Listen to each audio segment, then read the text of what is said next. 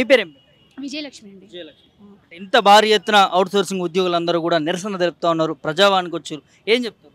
ఏం లేదండి, రేవంత్ రెడ్డికి మా and requesting for that please ఏమంటారు, థర్డ్ పార్టీ అని తీసేసి మాకు ఫస్ట్కి జీతాలు రావాలని కోరుకుంటున్నాను.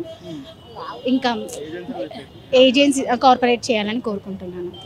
అంటే ఎందుకు ఇన్ని నెలల నుంచి ధర్నా చేస్తా ఉన్నా? ప్రభుత్వం నుంచి మీకు సానుకూల స్పందన రావట్లేదు. మళ్ళీ మళ్ళీ మళ్ళీ ప్రజావానికి వస్తా ఉన్నారు. సార్ వరకు వెళ్ళట్లేదని నేను అనుకుంటున్నాను. అందుకే మేము ఇలా ఇంకా వెళ్ళేంత వరకు ఇలా తిరుగుతూనే ఉంటాము. మరి ముఖ్యమంత్రిని కలిసే ప్రయత్నం చేయలేదు. మేబీ ఇంకా నెక్స్ట్ స్టెప్ అదే ఉంటుండొచ్చు. మేబీ గట్టిగా ఇప్పటికైతే ఈ సార్ వాళ్ళు అయితే హామీ ఇచ్చారు. గట్టిగా అంటే ఎట్లా ఉండబోతుంది? గట్టిగా అంటే అందరం కలిసి ఇంకా ఇప్పుడు ఇంతే కాకుండా ఇంకా డబల్ రావడానికి ట్రై చేయడానికి సార్ దగ్గర తీసుకెళ్ళి మాట్లాడడానికి ట్రై చేస్తాం ఇప్పటి వరకు వెళ్ళలేదు ముఖ్యమంత్రి వరకు అని అనుకుంటున్నాం. ఇప్పటివరకు అయితే ఇప్పటివరకు చాలా కూడా కలిసే ప్రయత్నం చేయలేదండి.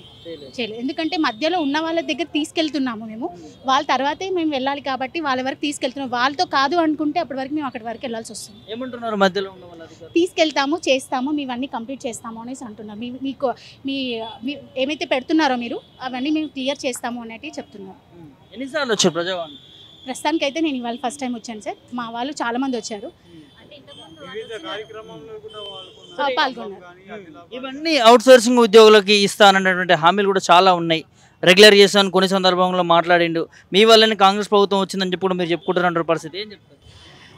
మాకు అన్నీ కాకపోయినా మాకు జీతాలు పెంచి జాబ్ సెక్యూరిటీ ఇచ్చి మాకు టైంకి జీతాలు ఇచ్చి థర్డ్ పార్టీ తీసేస్తే చాలండి. ఎందుకంటే మేము చేస్తేనే ఏదైనా ఫైల్ ముందుకు వెళ్తుంది. మేము చేస్తేనే సార్ పర్మనెంట్ వాళ్ళు ఏదైనా ముందుకు వెళ్ళగలుగుతున్నారు.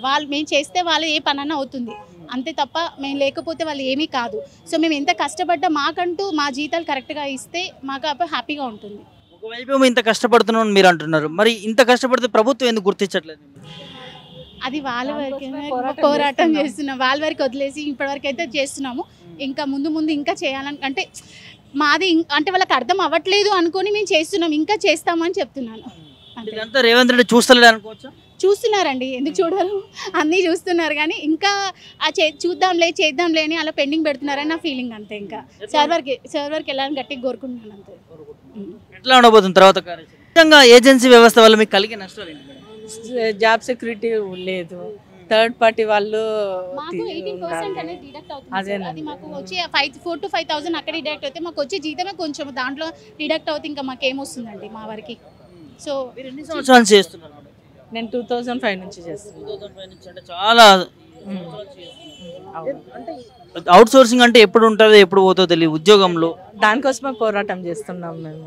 మా జాబ్ సెక్యూరిటీ మాకు కావాలి, శాలరీ పెంచాలి. ఈ 15,000 జీతంలో ఇంటిని పిల్లలను, చిన్న పిల్లలు ఉండే వాళ్ళు పెళ్ళిళ్ళు అవుతున్నాయి. ఇప్పుడు పెళ్ళిళ్ళు మాకు అదే జీతం ఇస్తే ఇంట్లో మాకు గడవడం కష్టం కదండి. ఎన్ని ఏళ్ళని అడ్జస్ట్ చేసుకొని బ్రతకాలి. మేము కూడా కొంచెమన్నా శాలరీ పెంచితే మాకు కొంచెం హ్యాపీగా ఉంటుంది కదా. అందుకనే ఈ పోరాటం చేస్తున్నాము. ఎన్ని సంవత్సరాలు చేస్తున్నారు? నేను 18 years అవుతుంది చేయబట్టే. ఎంత ఇస్తారు సాలరీ? ఇప్పుడు నాకు 15 వస్తుంది, 15K వస్తుంది.